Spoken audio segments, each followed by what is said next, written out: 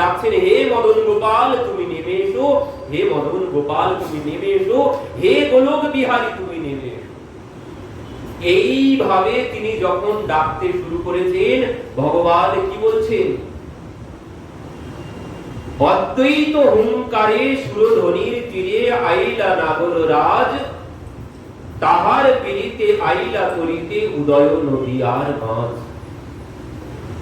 জয় সীতানাথ পরল বেগত নন্দের নন্দন হরি, কহে বৃন্দাবন সোদ্বৈত চরণ সতত হৃদয় মাঝারে।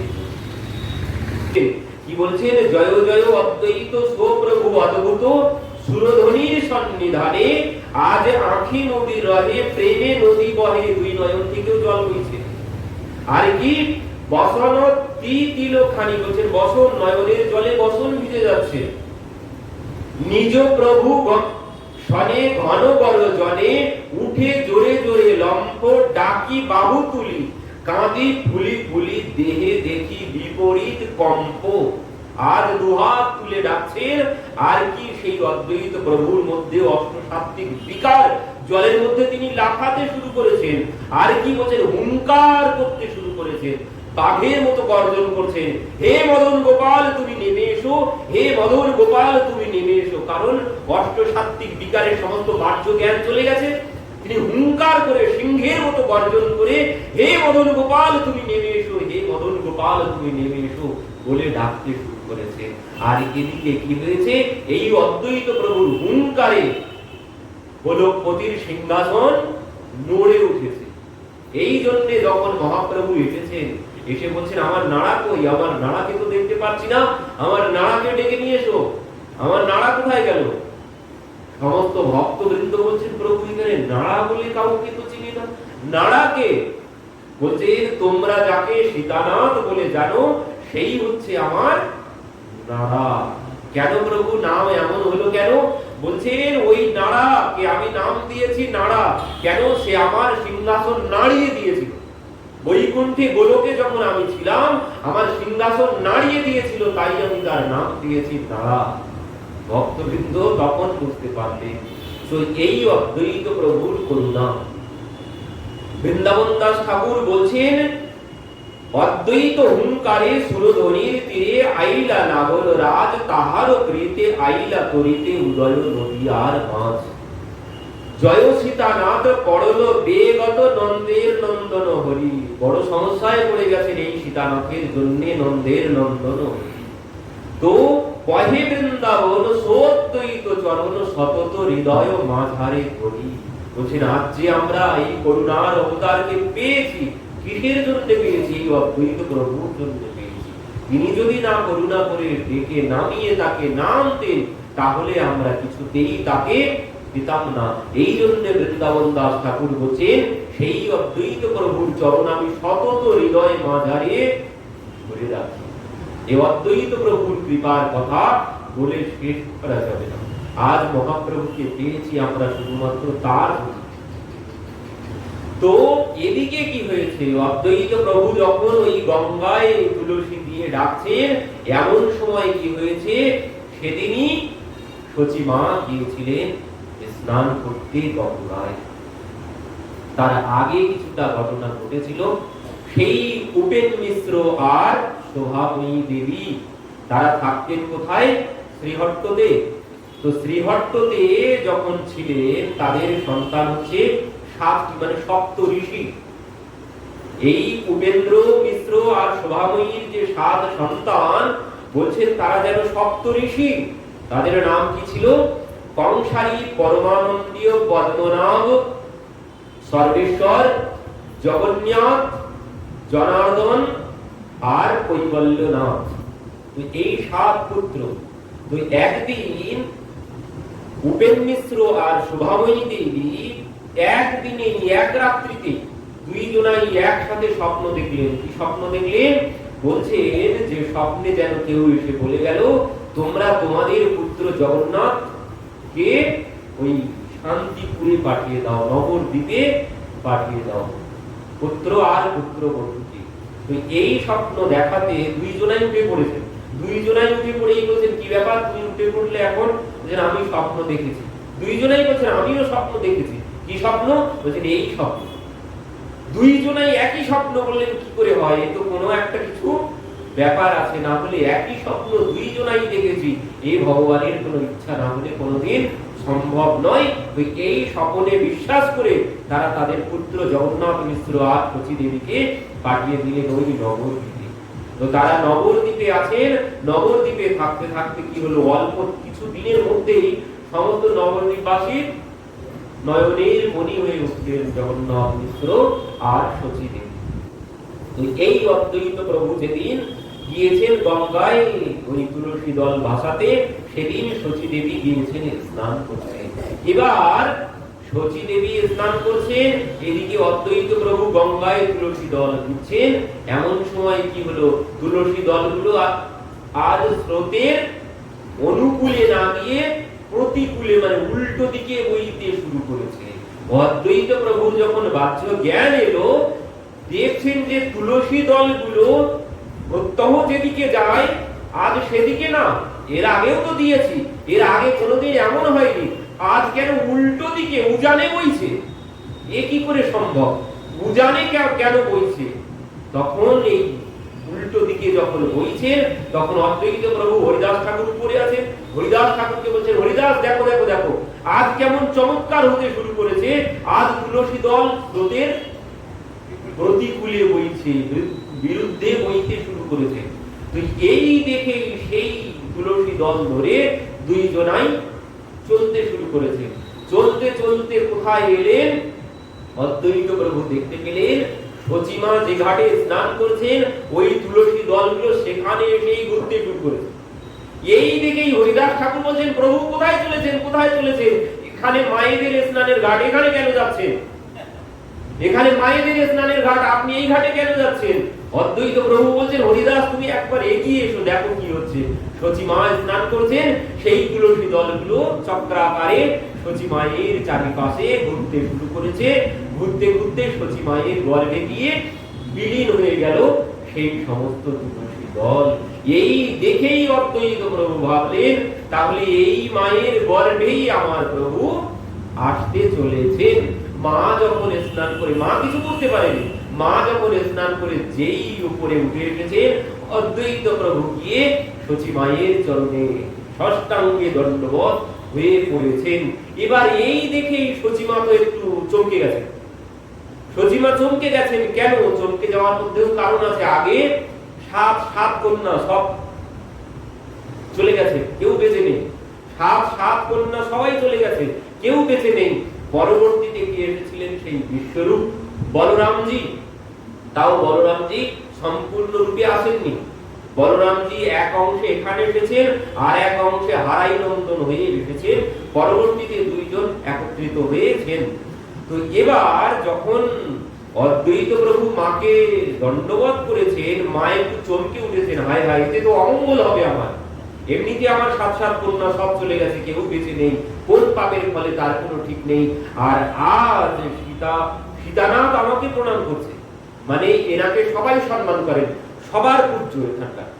এখানে এই শান্তিপুরে সবার পূজ্য, সবাই এনাকে সম্মান করেন, সবার থেকে ইনি বয়সে বড়। তো এই জন্য সবাই এনাকে সম্মান করে। তো একজন সাধারণ সংসারী ব্যক্তিকে যদি কোনো ভজনশীল ব্যক্তি, মহাত্মা যদি কোনো সংসারী ব্যক্তিকে গিয়ে প্রণাম করে, তো কি হবে? স্বাভাবিক ভাববো আমার অপরাধ হবে। তো মাও ভাবছেন তো আমার অপরাধ হবে, আর অপরাধের তো আমার শেষ নেই। কোন অপরাধে যে আমার কন্যাগুলো সব চলে গেল, আর তো একটা মাত্র পুত্র আছে। আবার যদি এমন কোন অপরাধ হয়ে যায়, সেই পুত্র যদি তাকেও যদি হারাতে হয়, এই জন্য মায়ের ভিতরটা বড় সংকুচিত হতে শুরু করেছে। অদ্বৈত প্রভু বলছেন, মা তুমি কোনো চিন্তা করো না মা, তোমার কোনো ভয় নেই, তোমার কোনো অসুবিধা হবে না। আর আমি তোমাকে প্রণাম করলাম না, আমি তোমাকে প্রণাম করলাম না মা, আমি প্রণাম করলাম তোমার গর্ভে যে আসতে চলেছে, আমি তাকে প্রণাম করলাম। এই কথা শ্রবণ করে মায়ের ঠিক কিছু তিনি বুঝতে পারলেন না। স্বাভাবিক সহজ সরল মানুষ, এত কিছু কথা তিনি কি বলতে চাইছেন কিছুই বুঝতে পারলেন না। বাড়িতে গেলেন, বাড়িতে গিয়ে এবার মিশ্র ঠাকুরকে বললেন, এই এই ঘটনা ঘটেছে। এই কথা শ্রবণ করে মিশ্র ঠাকুর ভাবছে তাহলে তো কিছু একটা হতে চলেছে। তো কি হতে চলেছে কিছুই তারা বুঝতে পারছেন না। এমন সময় রাত্রিতে হঠাৎ একদিন স্বপ্ন দেখলেন। বলছেন, মিশ্র পুরন্দর কহে স্বপ্ন যে দেখিলা, জ্যোতির্ময় ধাম মোর হৃদয়ে বসিলা। আজ মিশ্র ঠাকুর বলছেন, আমি স্বপ্ন দেখলাম যেন এক জ্যোতি পুঞ্জ এসে আমার মধ্যে প্রবেশ করলো, আর সেই জ্যোতি পুঞ্জ পরবর্তীতে তোমার মধ্যে সচি মায়ের মধ্যে প্রবেশ করলো। সচি মাও বলছেন, আমিও এমন স্বপ্ন দেখলাম, এক জ্যোতিপুঞ্জ যেন এসে তোমার মধ্যে প্রবেশ করলো, সেই জ্যোতিপুঞ্জ পরবর্তীতে আমার মধ্যে এসে প্রবেশ করলো। তো এই স্বপ্ন দেখে দুইজনাই ভাবতে শুরু করেছেন তাহলে কিছু না কিছু একটা চমৎকার হতে চলেছে। তো এই জন্য তারা এবার বেশি করে কি হয়, বেশি করে এবার ভগবানের ঘটনা, ভগবানের ভজন সাধন নাম করতে শুরু করলেন। বলছেন, এত বলি দোহে রহে হর্ষিত হইয়া, শালগ্রাম সেবা করে বিশেষ করিয়া। ওই যে তখনকার দিনেও কিন্তু ওই শালগ্রাম শিলা সেবা সবাই করতো। তো শালগ্রাম শিলাকে ওই অদ্বৈত প্রভু, ওই মহাবিষ্ণু শালগ্রাম শিলা, তো সেই শালগ্রাম শিলার সেবা করতে লাগলেন এনারা আরো মন দিয়ে। এই স্বপ্ন দেখার পরে আরো মন দিয়ে তারা শালগ্রাম শিলা সেবা করতে শুরু করেছেন। তো এবার কিছুদিন পর আস্তে আস্তে সচি মায়ের গর্ভটা বাড়তে শুরু করেছে। যখন সচি মায়ের গর্ভ বাড়তে শুরু করেছে, একে একে একে একে 10 মাস চলে গেছে। 10 মাস যখন চলে গেছে, মানে পৌষ মাস এসে উপস্থিত হয়েছে, তাহলে ভাবছেন এই মাসেই সন্তানের জন্ম হবে। কিন্তু দেখা গেল সে মাসেও কোনো কিছু হলো না। 10 মাস পার হয়ে গেল, 11 মাস এসে উপস্থিত হলো। দেখিতে দেখিতে গর্ভ হইল 13 মাস, তথাপি ভূমিষ্ঠ নহে মিশ্রের হইল ত্রাস। বলছেন, দেখতে দেখতে তো 13 মাস পার হয়ে গেল, তবু তো সন্তান ভূমিষ্ঠ হলো না। এই জন্য মিশ্র ঠাকুর চিন্তায় পড়েছেন, কি না কি হতে চলেছে তার কোনো ঠিক নেই। সন্তানের জন্ম তো 10 মাসে হয়, কিন্তু 13 মাস পার হয়ে গেছে। তো সেই জন্যে কি করলেন, নীলাম্বর চক্রবর্তীর কাছে চলে গেলেন। তো নীলাম্বর চক্রবর্তী সর্ব কিছু বিচার করি কহিল বলিয়া, এই মাসে পুত্র হবে শুভক্ষণ পাইয়া। বলছেন, তুমি কোনো চিন্তা করো না, কোনো ভয় করো না, এই মাসে, এই যে 13 মাস তখন ফাল্গুন মাস, তো বললেন এই মাসেই শুভক্ষণে সন্তানের জন্ম হবে, তুমি কোনো ভয় পেও না। এই কথা শ্রবণ করে মিশ্র ঠাকুর একটু শান্ত হয়েছেন। স্বাভাবিক, 13 মাস যেখানে 10 মাসে সন্তানের জন্ম হয়, সেখানে 13 মাস পার হয়ে গেছে। এই জন্য তিনি একটু চিন্তিত হয়েছেন। তো নীলাম্বর চক্রবর্তী বললেন, তোমার কোনো ভয়ের কারণ নেই। তো এবার কি হলো, সেই শুভক্ষণ অতঃ সর্বগুণ পেত কালহ পরম শোভনম। বলছেন, সেই পরম মঙ্গলময় সময় এসে উপস্থিত হয়েছে। 1407 মাস যে ফাল্গুন পূর্ণমাসী সন্ধ্যাকাল হইল শুভক্ষণ। সেই 1407 মাস যে ফাল্গুন পূর্ণমাসী সন্ধ্যাকাল হইল শুভক্ষণ। আকাশে তখন কি হয়েছে, বলছেন আকাশে তখন পূর্ণ চন্দ্রের উদয় হয়েছে। পূর্ণিমার চাঁদ কিন্তু একটু বেলায় বেলায় আজ যেমন উদয় হয়েছে, অন্ধকার হওয়ার আগেই উদয় হয়ে যায়। তো ওই সন্ধ্যা যখন অন্ধকার, সূর্য অস্ত যাওয়ার সাথে সাথে এদিকে পূর্ণ চন্দ্রের উদয় হয়ে গেছে। আকাশে পূর্ণ চন্দ্রের উদয় দেখতে দেখতেই দেখা গেল কি হয়েছে, দেখতে দেখতেই দেখা গেল হঠাৎ সেই চন্দ্রে গ্রহণ লেগেছে। চন্দ্র আস্তে আস্তে ক্ষয়ে যেতে শুরু করেছে। আজ পূর্ণ চন্দ্রের উদয় হয়েছে। পূর্ণ চন্দ্র মানে পূর্ণ চন্দ্র কত কলায়? পূর্ণ চন্দ্র কত কলায় হয়? 16 কলা পূর্ণ হলি না, কিন্তু 16 কলা কই? 15 কলা। পূর্ণ চন্দ্র 15 কলা নেই। তো আজ পূর্ণ চন্দ্রের উদয় হয়েছে। এক চন্দ্র কোথায়? এক কলা কোথায় আছে? এক কলা আছে ওই মহাদেবের জটায়। তো আজ পূর্ণ চন্দ্রের উদয় হয়েছে। এবার চারিদিকে হচ্ছে সেই ভগবান শ্রীকৃষ্ণ যখন আবির্ভূত হয়েছিলেন, সে সময়ে চারিদিকে সমস্ত ঋতুগণ একসাথে চলে এসেছিলেন। শীত, গ্রীষ্ম, বর্ষা, শরৎ, হেমন্ত সবাই একসাথে উপস্থিত হয়েছে। চারিদিকে পাখির পূজন, এদিকে গঙ্গার জলে হংসরা খেলা করছে, মৃদু মন্দ বাতাস বইতে শুরু করেছে। তো সন্ধ্যাবেলায়, এই সন্ধ্যাবেলায় কেন ভগবান শ্রীকৃষ্ণ এসেছেন? রাত্রিতে 12টায়, রাধারানী এসেছেন দুপুর বেলা, কিন্তু তারা দুইজন একত্রিত হয়ে এবার এলেন সন্ধ্যাবেলায়। মানে সূর্য অস্ত গেছে, গোধূলি লগনে এসেছেন। কেন? এর মধ্যেও বড় তত্ত্ব আছে। এর মধ্যে তত্ত্ব হচ্ছে কৃষ্ণ সূর্য অস্ত তো গেছে, কৃষ্ণ সূর্য অস্ত গেছে, কলির আগমন হয়েছে। তো বলছেন দেখো সূর্য অস্ত যাক, সন্ধ্যার আগমন হয়েছে, কিন্তু সন্ধ্যার আগমন হলেও সেই সন্ধ্যায় আমি এসেছি। মানে সূর্য চলে গেছে, কৃষ্ণ সূর্য অস্ত গিয়েছে, মানে দাপর চলে গেছে, কলির আগমন হয়েছে। তো কলি মানে অন্ধকার। তো অন্ধকার এসে যাওয়ার আগে আগেই আমি চলে এলাম। সন্ধ্যায় এসেছেন চৈতন্য মহাপ্রভু, বলছেন অন্ধকার তো এসেছে, কিন্তু অন্ধকারের আগে আমি এসে গেছি। তোমাদের আর কোনো গৌরচন্দ্রের উদয় হয়ে গেছে। বলছেন এই চন্দ্রের আলোতে জগৎ আলোকিত হয়ে যাবে, অন্ধকারের কোনো ভয় নেই। এই জন্য মহাপ্রভু এসেছেন সন্ধ্যাবেলায়। এদিকে অকলঙ্ক গৌরচন্দ্র বিলাদর সন সকলঙ্ক চন্দ্রের কিবা প্রয়োজন। বলছেন যে চন্দ্র তাতে কলঙ্ক আছে, কিন্তু গৌরচন্দ্রের মধ্যে কোনো কলঙ্ক নেই। এই জন্য চন্দ্রকে রাহু গ্রাস করেছে। রাহু গ্রাস করেছে, ওই চন্দ্রের কোনো প্রয়োজন নেই, ওই চন্দ্রের মধ্যে কলঙ্ক আছে। কিন্তু আমাদের গৌরচন্দ্র, তার মধ্যে কলঙ্কের কোনো জায়গাই নেই। এই জন্য বলছেন ওই চন্দ্রের প্রয়োজন নেই। আমাদের যে গৌরচন্দ্র আমরা পেয়ে গেছি, ওই চন্দ্রের কোনো প্রয়োজন নেই। ওই জন্য ওই চন্দ্রকে রাহু গ্রাস করে ফেলেছে। এবার কি হয়েছে?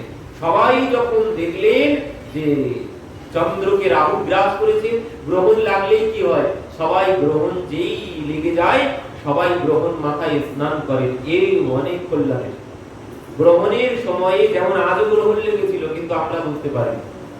আজও গ্রহণ লেগেছিল দুপুর বেলা, আমরা বুঝতে পারিনি। তো এই গ্রহণের সময় স্নান করলে বড় পুণ্য অর্জন হয়। তো সমস্ত নদীয়াবাসী সবাই আজ যেই গ্রহণ দর্শন করেছেন, আগের দিনে তো আর ওই পাঁচিকুতি ছিল না যে অমুক দিন গ্রহণ লাগবে, অমুক সময়, অমুক টাইমে, কেউ তো জানতো না আগের থেকে। কিন্তু যেই দেখলো যে পূর্ণচন্দ্রের উদয় হয়েছে, কিন্তু কিছুক্ষণ পরে সেই চন্দ্র আস্তে আস্তে গ্রহণ রাহু গ্রাস করতে শুরু করেছে। এই দেখে সবাই স্নান করতে বেরিয়ে পড়েছেন। এবার যে স্নান করতে বেরিয়েছেন, কি বলছেন? এত জানি রাহু করিল চন্দ্র গ্রহণ, হরি হরি নামে ভাসে ত্রিভুবন। এবার সবাই হরি বল, হরি বল, মানে চন্দ্র গ্রহণ হলে আগে সবাই ভগবানের নাম করত। ভগবানের নাম করতে করতে সবাই যেত নদীতে স্নান করতে বা গঙ্গায় স্নান করতে। তো সেই জন্য সবাই ভগবানের নাম করতে করতে স্নান করতে চলেছেন। আর এদিকে কি হয়েছে? জগৎ ভরিল লোক বলে হরি হরি, সেই ক্ষণে গৌর কৃষ্ণ গুণে অবতরী। এদিকে সবাই যখন হরিবোল জয়ধ্বনি করছেন, ভগবানের জয়ধ্বনি করছেন, গঙ্গায় স্নান করছেন, আর সেই ক্ষণে জগৎ ভরি লোক বলে হরি হরি, সেই ক্ষণে গৌর কৃষ্ণ গুণে অবতরী। জগতে সমস্ত শুভ মুহূর্তের উদয় হয়ে গেছে, সমস্ত শান্তিপুর নবদ্বীপবাসী সব আজ গঙ্গায় স্নান করতে গিয়েছেন। স্নান করে সবাই হরিধ্বনি হরি বল বলে সবাই হরিধ্বনি দিচ্ছেন। আর এমন শুভ ক্ষণে আজ গৌরচন্দ্র ভগবান কি জয়। উদয় নদিয়াগিরি পুণ্যচন্দ্র গৌর হরি, কৃপা করি হইল উদয়। পাপ তম হইল নাশ, ত্রিজগতের উল্লাস। জগ ভরি হরি ধ্বনি হয় হরি বল।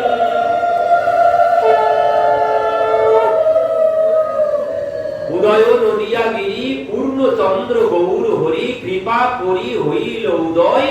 পাপ তম হইল নাশ, ত্রিজগতের উল্লাস। জগ হরি হরি ধ্বনি হয়। এবার ওই সবাই জানতে পারলেন, সবাই তো গিয়েছেন গঙ্গায় স্নানে।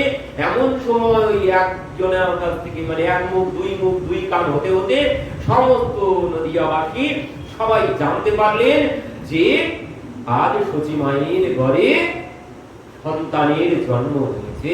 আর এই কথা শ্রবণ করে ভগবানকে দর্শন করতে কি যেভাবে সেভাবে গেলে তো হবে না, সবকিছু ব্যবস্থা কিন্তু করেই নিয়েছেন প্রভু। ভগবানের কাছে ভগবানকে দর্শন করতে গেলে পবিত্র হয়ে যেতে হয়। তো সবাই ওই গ্রহণ লেগেছে, এই জন্য সবাই স্নান করতে গেছে। এবার ওই স্নান করেছে, স্নান করে সবাই শুনছেন যে সচি মায়ের ঘরে সন্তান হয়েছে 13 মাস পরে। সেই জন্য সবার একটুখানি কৌতূহল ছিল, কারণ স্বাভাবিক 10 মাসে হয়, 13 মাস হয়ে গেছে। আর এই যখন শুনেছেন যে সচি মায়ের ঘরে সন্তানের জন্ম হয়েছে, গঙ্গায় স্নান করে বাড়িতে যাচ্ছিলেন। বাড়িতে যাওয়া বাদ দিয়ে উল্টো সব আবার সচি মায়ের গৃহে, জগন্নাথ মিশ্রের গৃহে সবাই এবার দলে দলে আসতে শুরু করলেন।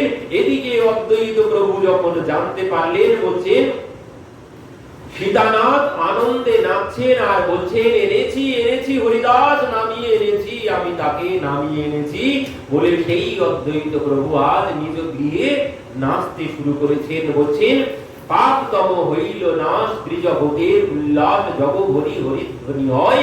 সেই ক্ষণে নিজালয়ে উঠিয়া অদ্বৈত রায়ে নৃত্য করে আনন্দিত মনে। অদ্বৈত প্রভু নিজের ঘরেই আজ নাচতে শুরু করেছেন, কিন্তু কেন নাচে কেউ নাই জানে, কেউ বুঝতে পারছেন না ইনি কেন নাচছেন। বলছেন হরিদাসে লয়ে সঙ্গে আনন্দ কীর্তন রঙ্গে, কেন নাচে কেউ নাই জানে। হরিদাসকে সঙ্গে নিয়ে দুইজন আজ নাচতে শুরু করেছেন। হরিদাসকে বলছেন হরিদাস আমার সাধনা আজ আমার আরাধনা আর তোমার সাধনা আজ সফল হয়েছে, প্রভু আজ এসেছেন।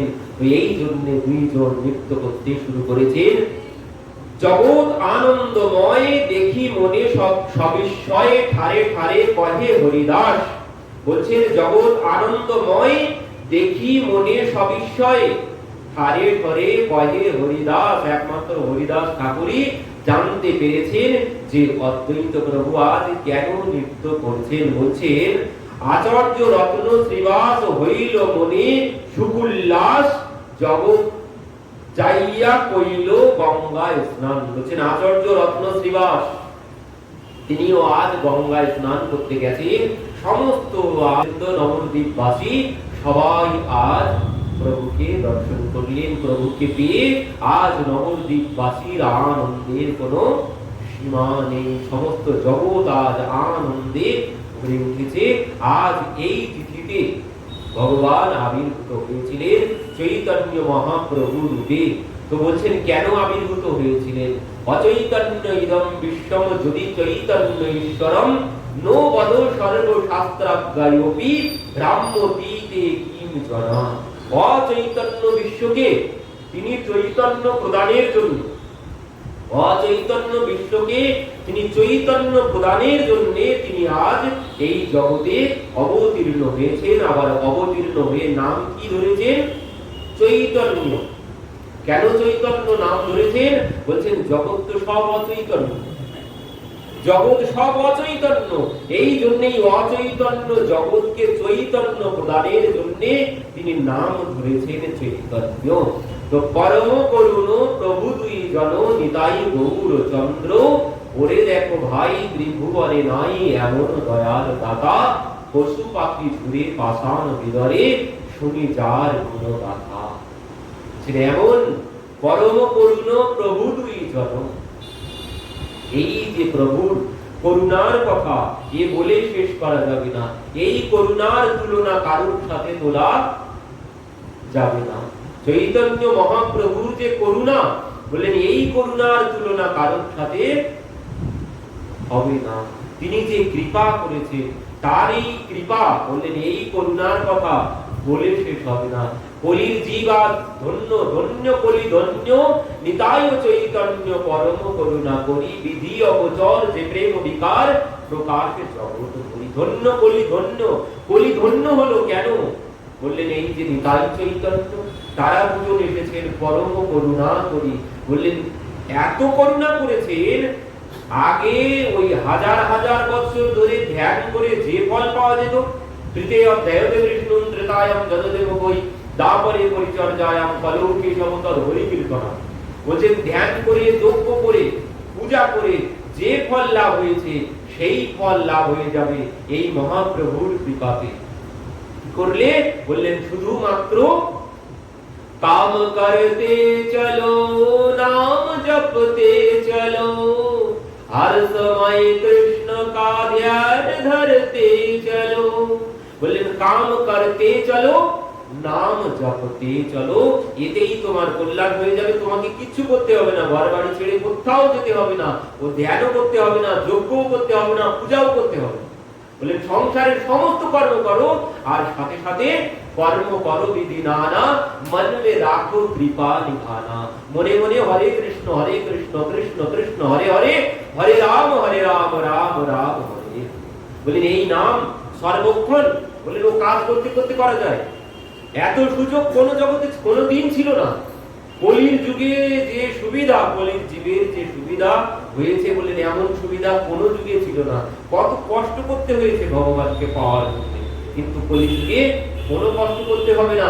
অদ্বৈত প্রভুর আর একটা করুণার কথা একটুখানি বলে কথা বিশ্রাম দেব, কারণ না বললেই অসম্পূর্ণ থেকে যাবে। এই মহাপ্রভু যখন এসেছেন, এবার অদ্বৈত প্রভুকে জিজ্ঞাসা করছেন, বলো তুমি তো আমাকে নামিয়ে নিয়ে এলে, তো বলো আমাকে কি জন্য নামিয়ে নিয়ে এলে, আমি এখন করব কি? তো বলছেন প্রভু তুমি যে প্রেম পাইনি, সেই প্রেম তুমি এবার জগৎকে বিলাতে শুরু করো। আর কি বলছেন, কাকে দেবে সেটাও শোনো, আমি বলে দিচ্ছি। অদ্বৈত প্রভু বলে দিচ্ছেন, কি বলছেন, তুমি এই প্রেম যবে বিলাবা, বলছেন এই প্রেম তুমি যখন জগতে বিতরণ করবে, তখন বলছেন মূর্খ নিজ পতিতের আগে তুমি দিবা। বলছেন এই প্রেম তুমি যখন বিলাবে, বলছেন এই প্রেম আগে কাকে দেবে? আগে মূর্খ নিজ পাপী তাপী, ওই যে কৃত পাপী দুরাচার। অদ্বৈত প্রভু বলে দিলেন কি, মূর্খ নিজ পতিতের আগে তুমি দিবা। তো সেই কথা এবার মহাপ্রভু নিত্যানন্দ প্রভুকে ডেকে বিরলে নিতাই লইয়া হাতে ধরি বসাইয়া মধুর কথা কম ধীরে ধীরে বলছেন, নিতাই শোনো, তুমি এবার জগতের জীবের দ্বারে দ্বারে গিয়ে এই নাম বিতরণ করো।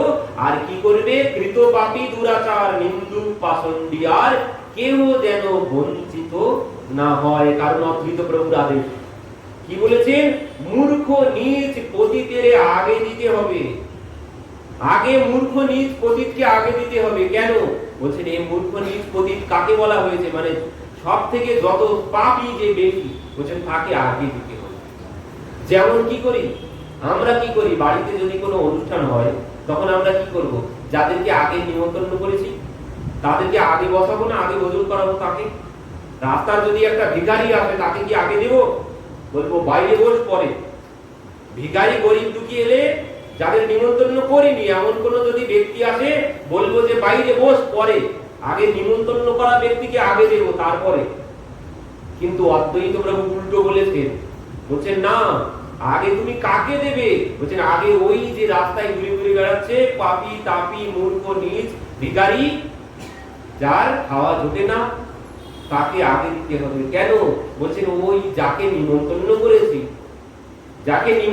করেছি তাকে ভোজন করালে যে ফল লাভ হবে তার থেকে বেশি ফল লাভ হবে ওই রাস্তা ভিখারিটাকে ভোজন করালে।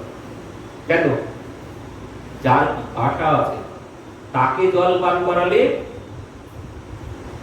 যার পিপাসা আছে তাকে যদি জল পান করাই সেই জলের মর্যাদা দেবে।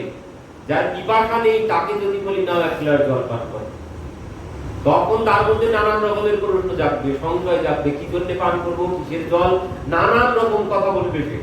কিন্তু যার পিপাসা আছে সে কোনো প্রশ্ন করবে? সে কোনো প্রশ্ন করবে না। আর বলছে ওই যে যাদেরকে নিমন্ত্রণ করেছি ওদেরকে ভোজন করিয়ে কোনো লাভ হবে না, কারণ ওরা এক বেলা অনাহারে থাকে না। ওরা রাত্রিতে যদি ভোজন করতে আসে দুপুরবেলা বাড়ি থেকে ভোজন করে তারপরে এসেছে, এদের অতটা খিদে নেই, এদেরকে যদি নাও দেওয়া হয় তাতে কোনো কিছু যায় আসবে না। কিন্তু ওই যে পথের ভিখারি, পথে যে ঘুরে বেড়াচ্ছে, সে যে কতদিন অনাহারে বসে আছে তার কোনো ঠিক ঠিকানা নেই। এই জন্য আগে ওকে ভোজন করাও, কল্যাণ দেবীটা ওখান থেকে হবে। কল্যাণ যদি কিছু চাও তো ওখান থেকে হবে। ও নিমন্ত্রণ করা, ঝিকঝাক পোশাক পরা, ওকে ভোজন করিয়ে কোনো লাভ হবে না, কারণ ওর কাছে তোমার এই ভোজনের কোনো মূল্য নেই। খাওয়ার পরে আবার গিয়ে বলবে ওটা খারাপ হয়েছে, ওতে লবণ বেশি হয়েছে, ওতে ডাল বেশি হয়েছে, নানান রকম কথা বলবে। কিন্তু রাস্তার এক ভিখারিকে ভোজন করাও, সে কোনোদিন কোনো কথা বলবে না।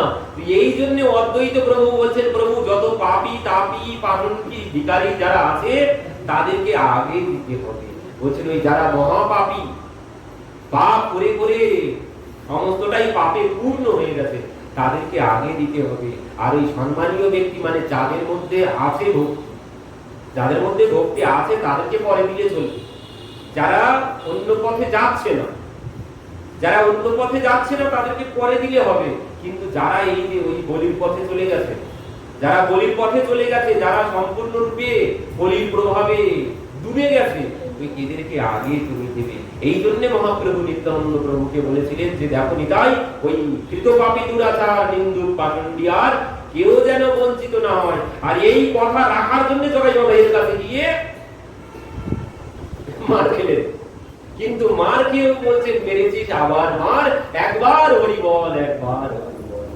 অক্রোধ পরমানন্দ নিত্যানন্দ রায়, অভিমান শূন্য নিতাই নগরে বেড়ায়, যারে দেখে তারে বলে দন্তে দৃঢ় ধরি, আমার কি নিয়ালো বল গৌর হরি।